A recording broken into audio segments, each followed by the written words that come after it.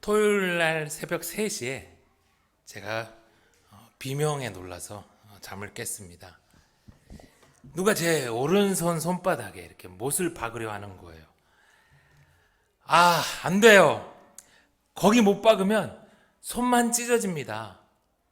예수님이 십자가에 못 박히실 때 이 손바닥에 못이 박히면 체중 때문에 손이 찢어져서 이렇게 소용이 없어서 아마 손바닥이 아니라 손목에 이 뼈 사이에 못을 박았다는 것을 옛날에 안 기억이 있어서 막 몸부림치면서 그렇게 말했어요. 그랬더니 그 사람인지 누군지 모르겠지만 이번에는 제 손가락에 못을 박으려는 거예요. 안 돼요. 손가락만 으스러지잖아요. 그렇게 해서 제가 막 발버둥 치면서 막 저항했더니 여기저기 이렇게 못을 막 옮기면서 못을 막 박으려는 거예요. 박았어요. 그래서 이게 못이 좀 막 들어가는 거예요. 막 제가 너무 고통스러워서 막 비명을 지르다가 제가 제 소리에 놀라서 잠을 깼습니다. 제가 많은 그런 일들을 겪었지만 참 또 새롭더라고요. 그런 꿈을 통해서 주님이 제가 주님의 고난에 더 동참하시기를 원하는구나 라는 생각이 들었습니다. 그날 목사로서 마음 아팠던 일도 있었고요. 어제 토요 놀이방 사역을 잘 마치고 사역을 정리하면서 오랜만에 그 맘카페에다가 토요 놀이방 사역한 사진을 제가 올렸습니다. 사진 한번 보여주실래요? 주일에 교회를 찾는 이가 있다면 한 명이라도 우리 예수생명교회를 찾아오기를 바라면서요.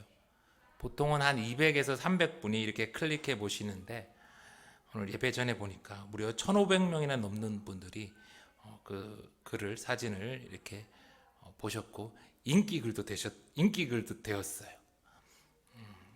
예루살렘 성으로 이렇게 들어가시는 예수님을 향해서 종려나무 그 잎을 흔들며 환영했던 이스라엘 백성들 같아서 참 기뻤습니다. 여러분들은 그동안 사순절을 어떻게 보내셨습니까? 제가 이번 주 설교를 준비하면서 작년 종려주일에 무슨 말씀을 전했는지가 갑자기 궁금해졌어요. 여러분들 혹시 기억나시는 분 있어요? 아마 없을 거예요. 설교를 저도 기억을 못 하는데 좀 깜빡깜빡 잘하잖아요. 유튜브를 찾아서 이렇게 보니까 마태복음 25장에 달란트 비유를 이렇게 했더라고요. 그래서 오늘은 이 달란트 비유와 함께 짝이 되는 문화의 비유를 통해서 마침 누가복음을 제가 강의하고 있으니까 하나님 말씀을 전하면 참 좋겠다라고 생각이 들어서 준비를 했습니다. 여러분, 마태복음 25장의 이 달란트 비유와 누가복음 19장의 이 문화 비유는요, 대단히 비슷하면서 이렇게 중요한 포인트가 하나 있어요. 28절을 다시 한번 들어봅니다. 예수께서 이 말씀을 하시고 예루살렘을 향하여 앞서서 가시더라. 달란트 비유와 이 문화 비유 모두가 다 이제 곧 예루살렘 성에 들어가서 십자가에서 죽으실 그런 계획을 갖고 있는 예수님께서 남겨질 제자들에게 마지막 유언과 같은 그런 말씀을 남기신 것이죠. 그러니까 사순절 마지막 주일 예수님의 제자인 우리도 꼭 명심해야 할 말씀이에요. 여러분, 달란트가 뭐죠? 당시 화폐의 단위였어요. 달란트가 요즘으로 치면 얼마예요? 우리가 주일학교에서 달란트 시장을 하도 많이 하다 보니까 달란트가 공책 살 수 있는 10,000원, 20,000원 이런 걸로 생각하기 쉬운데 아닙니다. 이 달란트는요 6,000데나리온, 한 데나리온이 당시 노동자의 하루 품삯이니까 한 달란트는 6,000일의 일당, 그러니까 자그만치 20년치 연봉입니다. 넉넉히 연봉을 1억이라고 생각했을 때 주인이 적게는 한 달란트 준 종에게는 20억을, 5달란트 준 종에게는 100억을 큰 돈을 맡긴 거예요. 그러니까 모든 종들에게 결코 적지 않은 큰 돈을 맡긴 겁니다. 아들도 아닌 종에게요. 그런데 어떻게 맡겼다고 했습니까? 각각 재능대로 맡겼어요. 어떤 이에게는 한 달란트를, 어떤 이에게는 5달란트를 맡겼죠. 그러다 보니까 저 친구는 왜 5달란트 주면서 나는 한 달란트밖에 안 주냐? 이렇게 불평하는 경우가 생기는데 이건 분명 잘못된 거예요. 왜냐하면 달란트는 주인이 종에게 잠시 장사하라고 맡긴 거지 증여한 게 아니거든요. 나는 20억을 증여받았는데 다른 형제는 100억을 증여받았다면 화가 나죠. 요즘 상속과 증여 때문에 얼마나 많은 사건 사고가 생깁니까? 최근에도 안타까운 일이 있었던데. 그러나 오늘 종들이 받은 이 한 달란트 20억 100억도 모두가 거저 준 게 아니라 잠시 장사하라고 주인이 종에게 맡긴 거라는 거예요. 그러니까 싸우고 불평할 이유는 없죠. 하나님이 하나님의 판단에 따라서 각 사람에게 달란트를 맡기셨어요. 증여하는 것도 주는 부모 마음이지만 장사를 위해 맡기는 것은 당연히 더더욱 주인의 마음입니다. 누가복음 19장 12절의 말씀을 우리 다시 한번 볼게요. 이르시되 어떤 귀인이 왕위를 받아 가지고 오려고 먼 나라로 갈 때 그 종열을 불러 은화 10문화를 주며 이르되 내가 돌아올 때까지 장사하라 하니라. 문화도 여러분 마찬가지입니다. 왕위를 받아 가지고 돌아올 귀인은 아들들에게 재산을 증여한 것이 아니라 종들을 불러서 내가 돌아올 때까지 장사하라고 명령한 거예요. 차이가 있다면 달란트는 엄청 큰 돈의 단위였고 한 문화는 100데나리온, 노동자 100일의 일당으로 이 달란트의 60분의 1. 문화는 달란트보다는 많이 적은 돈의 단위였어요.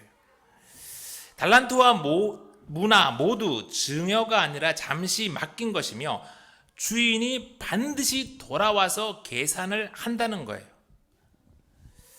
여러분, 오늘 말씀을 듣고 한번 여러분이 그동안 열심히 장사해서 많이 남겼는지 돌아보면 좋겠습니다. 혹시 여러분이 받은 게 내 것이라고 생각하면서 또는 주인이 돌아와서 결산한다는 것을 잊으며 살지는 않았는지 돌아보셨으면 좋겠어요. 많은 성도들이 교회가 커지면 특히 외형적으로 건물이 커지고 그 교회에 사람이 늘면 자기가 많이 남긴 줄 알아요. 내가 큰 교회 다니니까, 내가 유명한 교회 다니니까 내 신앙도 크고 대단해진 걸로 생각해요. 엄청난 착각이죠. 정말 잘못된 대형 교회의 마케팅에 속은 것이지요. 하나님은 교회를 보고 성도를 판단하지 않습니다. 우리 반 평균이 높다고, 우리 학교 평균이 높다고 내가 공부를 잘하는 것입니까? 대학에 들어가고 못 들어가고는 순전히 내가 몇 점을 받았냐 결정되잖아요. 신앙생활은 교회라는 이 공동체로 함께 하지만 최후의 심판은 한 사람 한 사람 각자가 홀로 하나님의 심판대 앞에서 받는 것이니까요. 달란트와 이 문화의 비유가 비슷한데요. 그러나 또 분명한 차이가 있어요. 똑같다면 누가가 이미 달란트 비유가 있는데 또 문화 비유를 남길 필요가 없었겠죠. 두 비유의 차이가 뭐냐면요. 모두 주인이 돌아와서 결산을 하는데 여러분 먼저 5달란트 받은 종에게는 주인이 뭐라고 하시나요? 마태복음 25장 21절인데 우리 다 같이 한번 읽어보겠습니다. 마태복음 25장 21절 시작. 그 주인이 이르되 잘하였도다 착하고 충성된 종아 내가 적은 일에 충성하였음에 내가 많은 것을 내게 맡기리니 내 주인의 즐거움에 참여할지어다 하고 이번에는 2달란트 남긴 종에게 주인이 뭐라고 하는지 다시 한번 고백합니다. 마태복음 25장 23절 다 같이 시작. 그 주인이 이르되 잘하였도다 착하고 충성된 종아 내가 적은 일에 충성하였음에 내가 많은 것을 내게 맡기리니 내 주인의 즐거움에 참여할지어다 하고. 주인은 두 종에게 완전히 똑같은 칭찬을 합니다. 칭찬뿐만 아니라 상도 똑같아요. 종이 남긴 양이 아니라 수익률로 그 종을 평가를 합니다. 수익률이 똑같다면 똑같은 칭찬과 같은 상을 줬어요. 그런데 여러분, 10억을 운영해서 수익을 내기가 쉬울까요? 1조를 운영해서 수익을 내기가 쉬울까요? 10억을 운영해서 수익을 내기가 훨씬 쉽습니다. 10억은 뭐 여기저기 투자할 수 있는 곳이 많고 또 투자한 그 금액을 회수하기도 쉬워요. 그러나 1조라는 큰 자산은 아무데나 함부로 투자할 수도 없어요.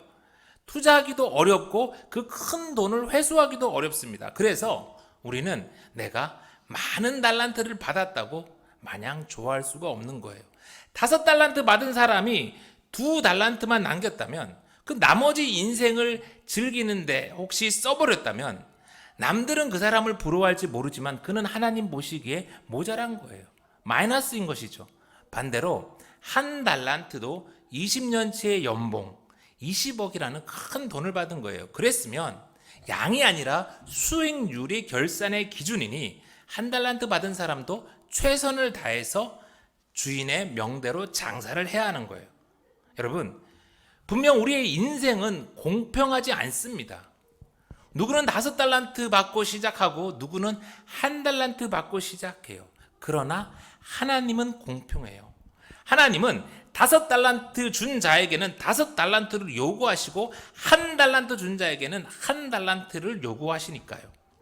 주인이 돌아와서 결산하는 하나님 나라는 1달란트 받은 사람은 1달란트만 남기면 되고 5달란트 남긴 사람은 5달란트 남겨야 이렇게 똑같이 칭찬받는 그런 나라니까요. 그러니까 우리 성도는 그리스도인은 내가 이번 생은 흙수저라서 내가 뭐 어떻게 되어서 망했다라고 그렇게 불평하고 속상해하고 인생을 낭비해서는 안 됩니다.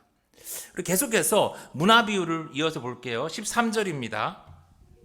그 종 열을 불러 은하 10문화를 주며 이르되 내가 돌아올 때까지 장사하라 하니라. 주인이 종 10을 불러서 10문화를 나눠줍니다. 그러면요, 한 종당 몇 문화를 받았어요? 네, 모두가 각자 한 문화씩 받았어요. 달란트와 다르게 이번엔 주인이 모든 종에게 각각 한 문화씩을 나눠줍니다. 그런데 그 결과는 완전히 달라요. 16절, 그 첫째가 나와 이르되 주인이여 당신의 한 문화로 10문화를 남겼나이다. 수익률이 얼마예요? 10배. 10배인가? 아닌가? 계산은 어쨌든 많이 남겼어요. 한 종은 한 문화로 10문화를 남겼고, 두 번째 18절 보니까 그 둘째가 와서 이르되 주인이여 당신의 한 문화로 5문화를 남겼나이다. 두 번째는 5배. 달란트 비유에서 5달란트 받은 종은 5달란트, 2달란트 받은 종은 2달란트 남겨서 모두 100%의 수익률을 올렸는데, 이 문화 비유에서는 첫째는 10배, 1000%의 수익률, 그리고 둘째는 5배, 500%의 수익률을 이렇게 냈잖아요. 장사의 결과가 달랐어요. 그런데 더욱 놀라운 점은 그 결과에 대한 주인의 반응입니다. 17절 다시 한번 들어보세요. 주인이 이르되 잘하였다 착한 종이여 내가 지극히 작은 것에 충성하였으니 10고을 권세를 차지하라 하고. 이어서 우리 19절도 한번 볼게요. 주인이 그에게도 이르되 너도 5고을을 차지하라 하고. 10문화 남긴 종에게는 잘하였도다 착한 종이여 라는 칭찬과 함께 10고을 권세를 줍니다. 그런데 5문화를 남긴 종에게는 그저 5고을 권세를 주셨어요. 칭찬의 말은 없어요. 10고을 권세가 무엇인지 5고을 권세가 무엇인지 비유이기 때문에 정확히 무엇이라 말씀드리긴 어렵지만 분명한 것은 종이 장사에서 남긴 것에 대한 주인의 결산이 달랐다는 점이에요. 달란트는 주인이 종에게 그 재능대로 나누어 주었다는 그 말에서 알 수 있듯이 사람이 날 때부터 받은 재능으로 보면 적당할 것 같아요. 어떤 이는 날 때 건강하고 머리도 좋고 외모도 좋고 집도 부자고 성격까지 좋은 5달란트를 받았어요. 반면에 어떤 이는 날 때부터 장애도 있고 몸도 약하고 외모도 별로인데 집도 가난해요. 한 달란트 받고 태어나요. 그러면 주인이 종들에게 달란트는 이렇게 다르게 주셨는데 모두 동일하게 준 이 문화는 뭘까요? 먼저 이 비유는요, 예수님이 십자가를 지기 위해 예루살렘으로 가기 직전에 제자들에게 주신 말씀이란 걸 우리가 기억해요. 이 비유에서 귀인이 왕위를 받아 가지고 돌아온다는 말씀을 하셨는데, 이 의미는 예수님이 십자가를 지시고 죽음에서 부활하시고 승천해서 하나님 우편에 앉아 계시다가 마지막 날 세상을 심판하러 돌아오신다는 그런 말씀이에요. 그렇게 돌아오신 왕이 종들에게 결산하면서 주는 상은 뭘까요? 바로 주인의 즐거움에 참여하는, 잔치에 참여하는, 또 주인이 주시는 그런 고울들, 바로 천국 아니겠어요? 그러면 제자인 우리가 이 천국을 소망하면서 해야 할 장사는 뭘까요? 예수님이 공생의 기간 내내 말씀하셨듯이 바로 가서 복음을 전하고 예수님의 제자를 삼는 것이죠. 이를 위해서 하나님은 우리에게 각각 달란트를 나눠주신 거예요. 어떤 이에게는 5달란트를 주시기도 했고, 어떤 이에게는 2달란트를, 어떤 이에게는 1달란트를 주시기도 했어요. 그런데 우리 모두에게 달란트는 다른데 문화는 다 하나씩 줬다는 거예요. 그럼 문화는 뭐예요? 복음 전하며 제자 삼기 위해서 우리가 사는 한 번의 인생이에요. 흙수저인 인생도 있고 금수저인 인생도 있지만 누구나 인간은 인생을 한 번 살아요. 그 한 번의 인생을 똑같이 주님께 받았어요. 한 번의 그 인생 동안 어떤 사람은 10명에게 복음을 전해 예수님의 제자로 삼고, 또 어떤 이는 한 명도 제자 삼지 못하고 인생을 마무리하죠.